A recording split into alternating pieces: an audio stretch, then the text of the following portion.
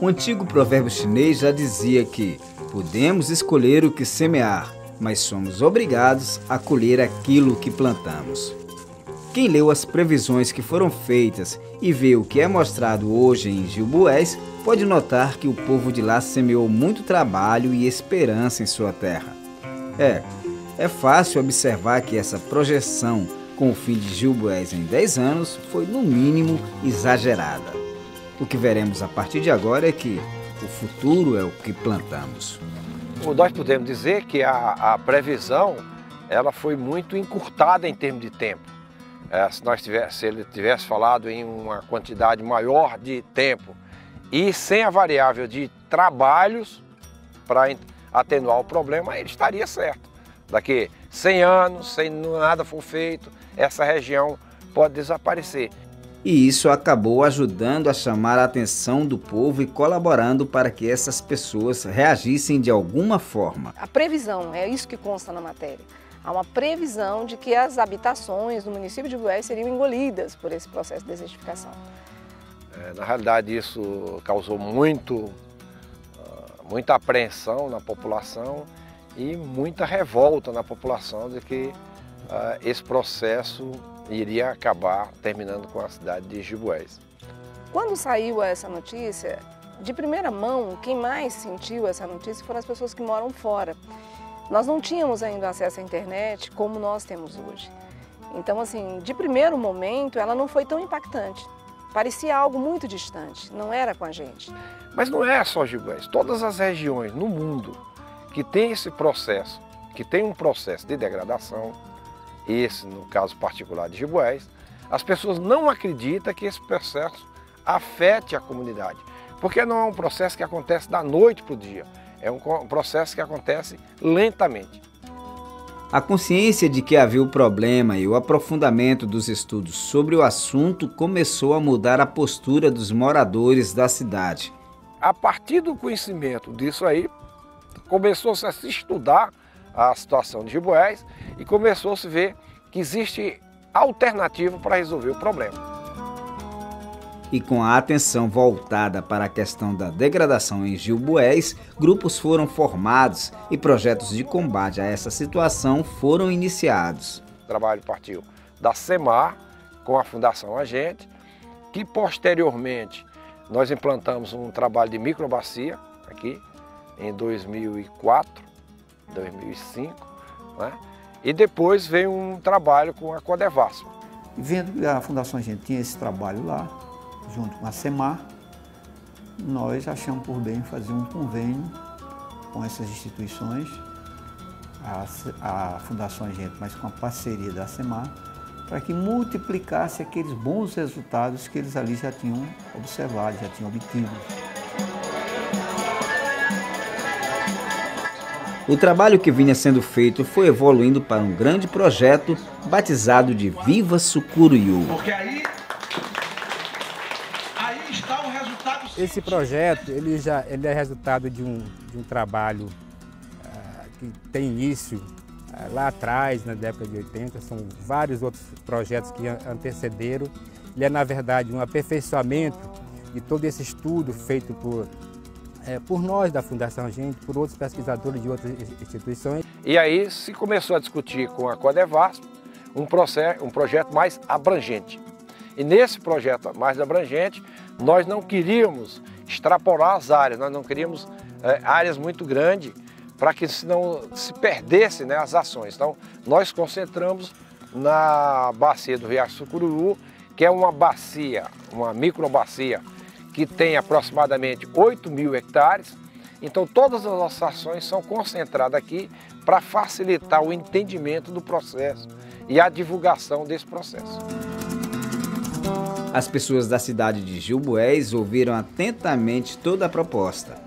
Mesmo assim, alguns se mostraram desconfiados e incrédulos com as possibilidades levantadas. Ao chegar em cada moradia, em cada casa, em cada família, não teve dificuldade para conversar e falar sobre o projeto. Agora, em cada família tinha um pouco a resistência de acreditar que o projeto poderia vir. Sempre eu acreditava. Agora tem uns vizinhos aí que acreditavam muito que dizem que não, porque aquele ali era brincadeira do governo, né? Eu já acreditava bem, mas a gente tinha muitos vizinhos desconfiados, né? Inclusive tem alguns que não fez o trabalho com desconfiança. Aí as críticas vieram rapidamente, né?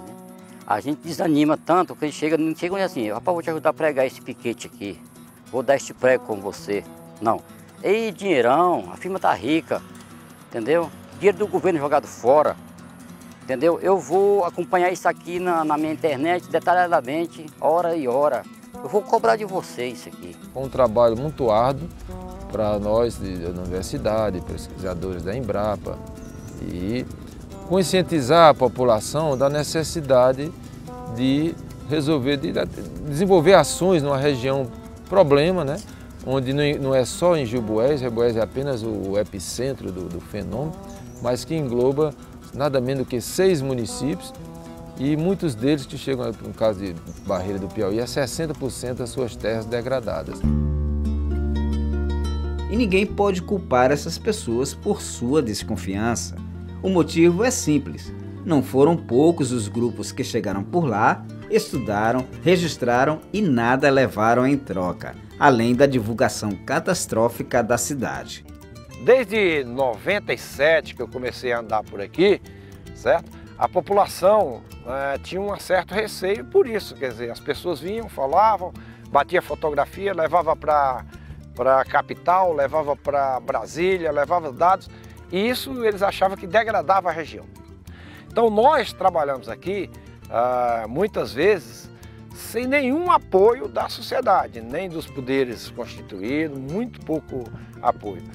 Uma coisa que eu conto sempre é que, por exemplo, de 97 até 2011, ninguém nunca tinha me chamado para tomar um cafezinho na casa da pessoa. Quer dizer, a gente se sentia assim meio relegado, meio escanteado da sociedade de Juboés. E acredite, isso realmente marcou o professor Adeodato. Todo mundo envolvido no projeto já ouviu essa história por mais de uma vez. Mas isso não impediu do projeto ir adiante. Para entender e conhecer um pouquinho melhor essa questão de Juboés, vamos voltar um pouco no tempo.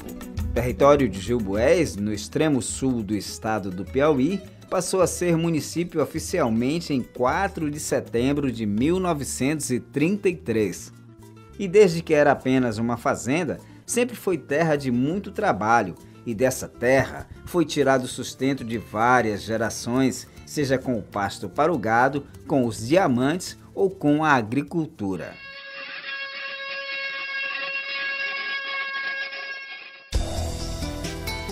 E em décadas de estudos sobre a questão da degradação do solo, essas atividades foram inclusive apontadas como vilãs. Até a queda de um meteorito é colocada como causa de uma das várias teorias. Inicialmente, a origem dessa desertificação ela foi debitada na questão da exploração do diamante na região. Ela teria muito a ver com a questão da degradação. Posteriormente, começou-se a elencar outras ideias, como, por exemplo, o excesso de pastoreio nas áreas. Os animais fazem o pastejo aleatoriamente, então isso não permite o desenvolvimento de planta, não protege o solo, certo?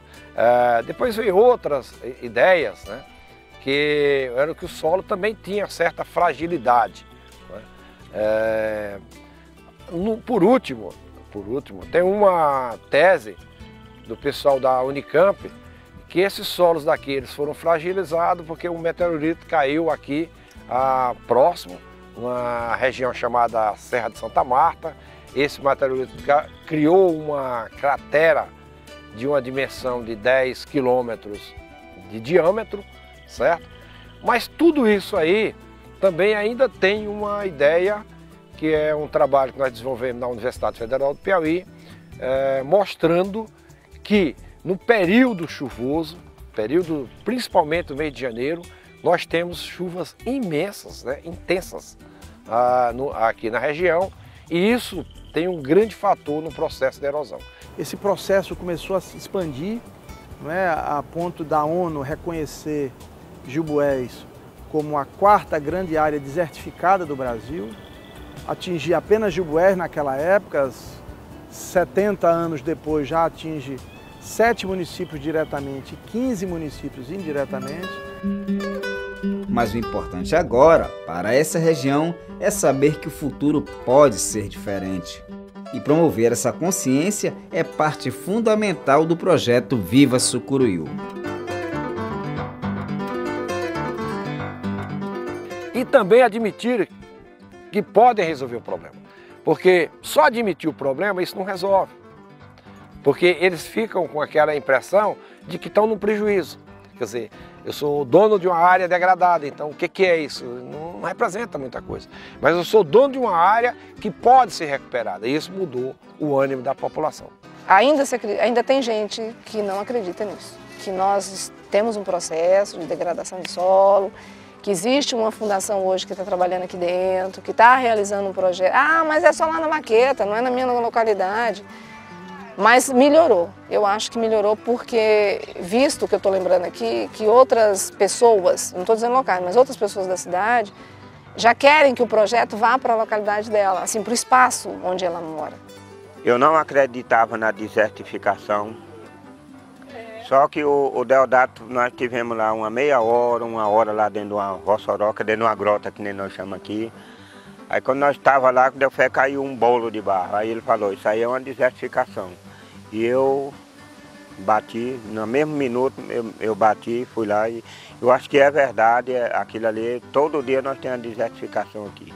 Se nós for trabalhar daquela maneira lá que a gente trabalhou, eu acho que nós vamos chegar vamos concluir que pelo menos nós vamos segurar o que nós já temos.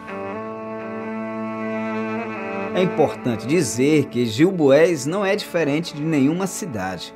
Todas têm algum problema ambiental, degradação do solo, desmatamento, poluição, lixo. E assim como qualquer outra, a questão ainda tem solução. E está longe de ser tarefa impossível. É isso que está sendo despertado na comunidade. Isso é importante, que a conservação do solo na América, toda a América, ela começou com os incas, né? Bem antes do europeu vir aqui. Então, conservação do solo, são tecnologias, de um certo modo, conhecidas. Agora, para ela ser aplicada, precisa se conhecer o local de aplicação. E é isso que foi importante nesses projetos. Assim, com as tecnologias recomendadas, restou apenas envolver as pessoas de forma correta e dar a elas o conhecimento necessário. O mais importante é a informação para poder mostrar à população que ela é capaz de fazer. E eu acho que o mais importante de todo esse nosso trabalho, quer dizer, além da informação, foi os agricultores participar de todas as atividades. E desde o planejamento inicial, quando nós fizemos a seleção da área, como foi preparada a área, como foi plantada e como foi colhida. Com o acompanhamento técnico deles lá, nós só ganhamos, né? Porque a gente estava aqui sem saber o que poderia fazer com essa degradação. E com esses cursos que a gente fez aí, com o conhecimento que eles trouxeram para nós, ensinando como era que nós tínhamos que fazer, o que tinha que fazer e o que não tinha que fazer, eu acho que nós só ganhamos. E a Fundação A Gente tem insistido muito nisso, de dar a vara, sabe? Assim, eles vêm junto, ensino, e a gente está apostando, eles estão apostando mesmo que as pessoas continuem esse trabalho. E esse projeto, na verdade, ele é um modelo. Ele não vem para resolver o problema da degradação das áreas, nem o município do Gil Bueres sequer, nem toda a região do estado do Piauí, mas ele é um modelo para a população, para as comunidades que sofrem hoje com esse fenômeno e que pode lá constatar como se fazer, como proceder para que isso possa ocorrer de forma satisfatória. E elas estão conseguindo o que mais precisam para continuar por conta própria. Essas pessoas estão mais preparadas e conscientes do seu papel. O homem tem que ser o objeto de pesquisa, de estudo e de trabalho, porque somos nós que fazemos as transformações. Nós somos o homem inteligente que não sabemos o que fazer com o papel da balinha, com a lata de refrigerante, com as embalagens plásticas. Mas antes desse despertar, desse reconhecimento, veio muito trabalho. A Fundação Agente, com o patrocínio da Codevasp e com a parceria da Secretaria do Meio Ambiente do Estado, da Prefeitura de Gilboés e da ONG SOS Gilboés, realizou várias ações. As ações foi exatamente verificar a forma de enfrentar o problema em Gilboés. Mas enfrentar não como uma ação voluntarista, mas enfrentar com a ciência, né? Fomos atrás da Universidade Federal do Piauí, dos especialistas, fomos atrás da Embrapa, que foram parceiros importantes nossos, para junto com o Ministério do Meio Ambiente e o Ministério da Cultura, criarmos em Gilboés um núcleo de pesquisa para a recuperação de áreas degradadas, o NUPERAD.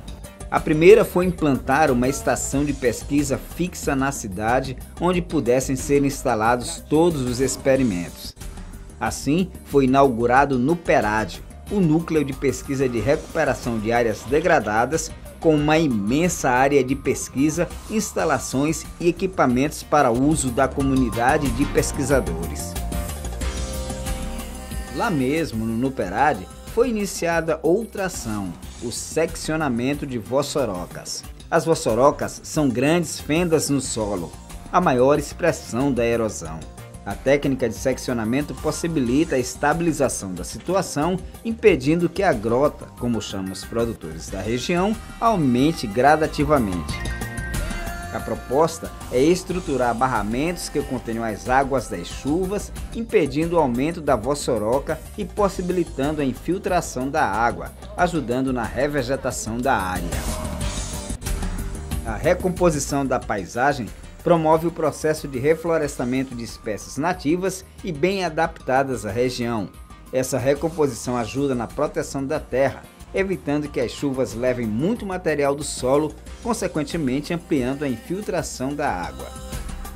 A área conhecida como malhadas tem grande propensão à degradação do solo, pois sua inclinação e falta de proteção vegetal potencializam a força e a capacidade de erosão das enxurradas. Por esse motivo, lá foi implantada mais uma ação, a construção de terraços. Com o terraceamento, as águas que antes escorriam com força são retidas em sua maior parte, proporcionando uma maior infiltração e menor arrastamento do material do solo. Com o apoio e acompanhamento direto dos produtores da região, foram implantadas também as unidades demonstrativas. Nessa ação, foram feitas interferências dentro das propriedades de alguns agricultores, onde técnicas de cultivo apropriadas para as condições da região foram ensinadas. Os resultados apareceram em pouco tempo. Basta dar uma olhadinha rápida na comparação entre duas áreas, uma com o acompanhamento do projeto e outra feita ao modo tradicional. A colheita de milho dessas unidades bateu recorde e expectativas de todos. O projeto Viva Sucuriú também está realizando a construção de uma estrada ecológica. Além do projeto de reflorestar todo o caminho, essas estradas contam com uma técnica que usa escoamento das águas para bacias construídas às suas margens, de forma que as águas que escorrem por elas não sejam mais causadoras de erosão. Em paralelo a todas essas ações, o NUPERAD ainda dispõe de um programa de horta e viveiro de mudas. Com isso, facilita aos envolvidos ajudarem no reflorestamento e ainda conseguirem alguma renda com o plantio dessas hortas. Por fim, e aliado a todas essas ações, o projeto Viva Sucuriú realizou cursos de capacitação para que os produtores locais pudessem ajudar em todo o trabalho e acumulassem conhecimento. As pessoas da cidade de Gilboés se mostraram como esta árvore, fortes, se segurando como podem para não cair frente às dificuldades, resistindo às adversidades. O apoio do projeto Viva Sucuriú foi como uma boa chuva numa área cinza e castigada pela seca, que logo volta a ficar verde e brotar vida e esperança. As colheitas rendem como nunca, o dinheiro circula com mais facilidade, as pessoas estão empreendendo mais. Depois de 2 experiências nas propriedades rurais da região, numa primeira etapa que vai de 2005 a 2007, os agricultores que produziam 600 quilos de milho por hectare passaram a produzir 3.500 quilos de milho por hectare. E na etapa atual, que o governador vai visitar, esses agricultores estão produzindo 5.500 quilos de milho por hectare. Isso é uma revolução. E isso é parte vital do projeto, porque ele não se resume à melhoria ambiental. Símbolo disso foi a Festa do Milho e a primeira exposição agropecuária da cidade. A terra deve ser recuperada também porque o solo é o trabalho, o sustento, a vida do agricultor. Porque a alegria do trabalhador, do lavrador, é ter, saber trabalhar, lidar com a terra e saber também que a gente está deixando uma lembrança para os filhos da gente, um exemplo, aliás.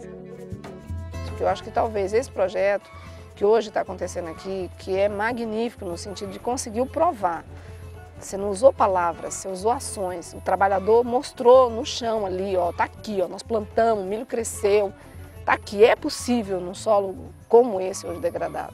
Então uma área dessas aqui, se ela não tivesse nenhuma atividade econômica, o agricultor não teria como se sensibilizar, não teria como fazer nenhum trabalho de preservação. Então ele não teria razão para ter isso aí. Nós mostramos que no hectare de terra, que eles aqui chamam com tá por saco, né? Apanha a média de 60 sacos, né? No modo antigo, né? O de costume, né? E no mecanismo nós usamos, nessa própria malhada, que não dava nada, se apanhou 100 sacos de milho. O exemplo que eu dou é o seguinte, que nós tínhamos que vender nossos animais para comprar ração e comprar nossos alimentos. Hoje o dinheiro que nós arrecada por lá, nós vamos comprar alimentação para nós vender. Acho que ninguém ainda não vendeu um animal para comprar ração. É o contrário, nós estamos vendendo milho, né? Graças a Deus, na hora que nós se aperreia um pouquinho, a gente vai lá, vende um pouco de milho. Isso melhorou muito a nossa vida, melhorou 100%. Hoje a gente tem uma coisa que não tem preço, que é o conhecimento que a gente não tem, né? Então hoje todo mundo, os vizinhos aqui, a comunidade, quer plantar sim.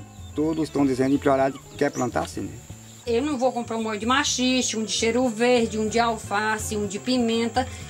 Eu tiro da minha horta. Eu amo a natureza, eu gosto de viver na roça. O restabelecimento da capacidade produtiva da terra fixa o homem do campo no seu local de origem. Então, as consequências negativas da falta de oportunidade de trabalho, do enfraquecimento da agricultura familiar, né, com a degradação, eles são minimizados.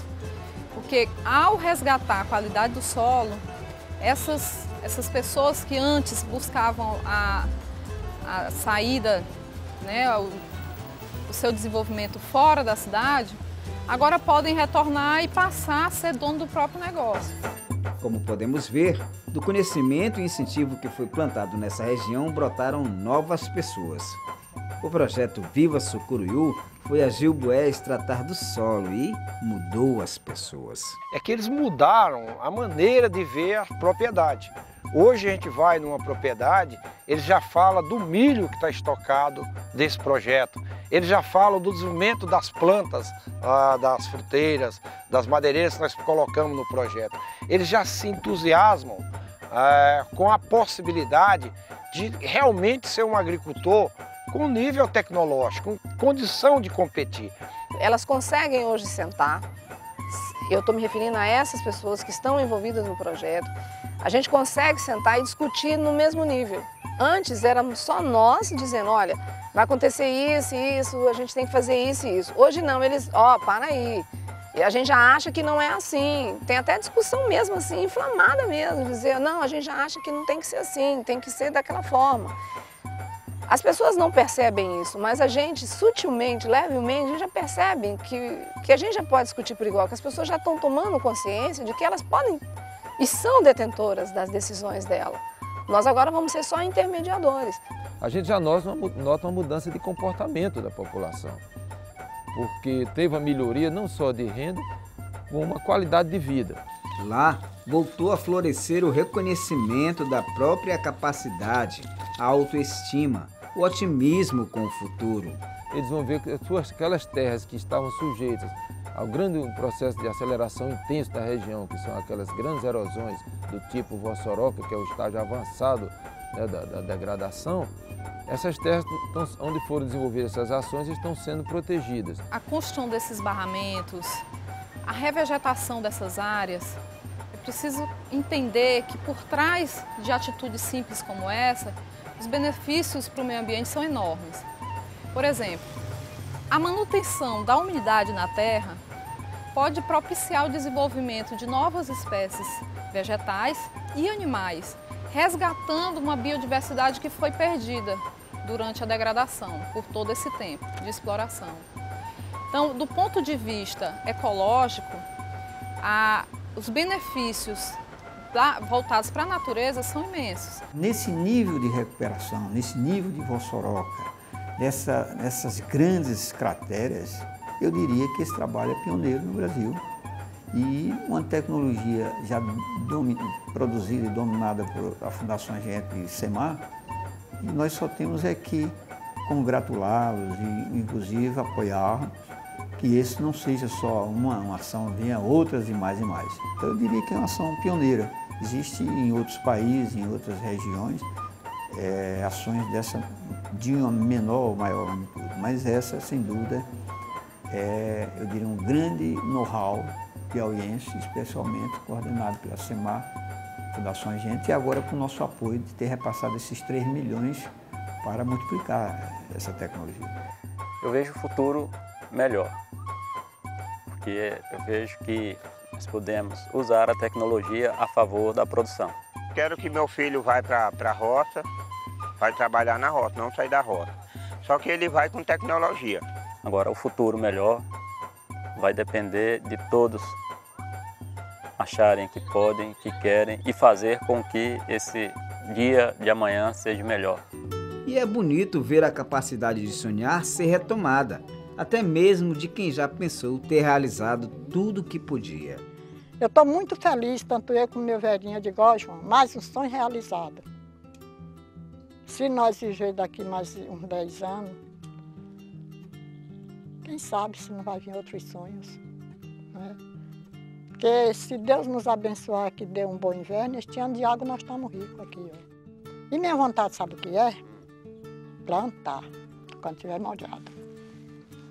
Plantar. E quando o sonho vem junto da possibilidade real de realizá-lo, a felicidade é consequência.